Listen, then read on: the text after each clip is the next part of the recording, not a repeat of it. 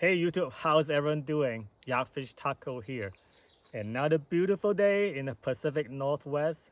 Another gun video. Well, actually today, not only we're doing some shooting, but we're gonna be shooting with a suppressor. What I have here is a Ryder 22S from Surefire. So it depends on however you want to call it, suppressor or silencer. For me, it's just basically whichever words come out of my mouth first. For now, it's suppressor. I could be calling it silencer in the next couple of minutes. So it will go onto any 1/2x28 threads. So it will go onto my Ruger Mark IV. It will go on my Savage SVSR. And it will also go onto my Smith & Wesson M&P 22. So let's try it on and let's try 5 different ammos. So we have the speed from the fastest to slowest. CCI Minimag 1235 feet per second. CCI Standard 1070. Aguila Subsonic 1024. CCI Quiet Semiauto 835, and then 710 for the quiet. That won't cycle in a semi-auto. So we're gonna try all 5, and we're gonna compare the sound. Now I'm gonna shooting at something like a tree or some tree stump, and I'm not gonna shoot at any sort of metal or any kind of reactive target, because it would just ruin the experience, you know, like just hitting that metal target, you know, ding ding ding, is going to kind of ruin that.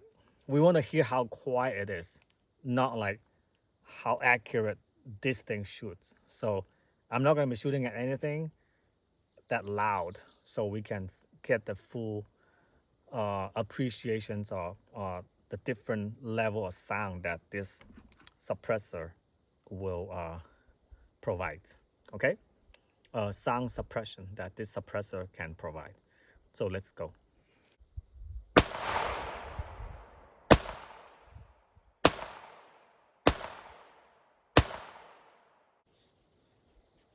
Oh, good enough. Look at how flush. Like this suppressor is almost like it's made for this pistol. It's like perfectly flush. It's just beautiful.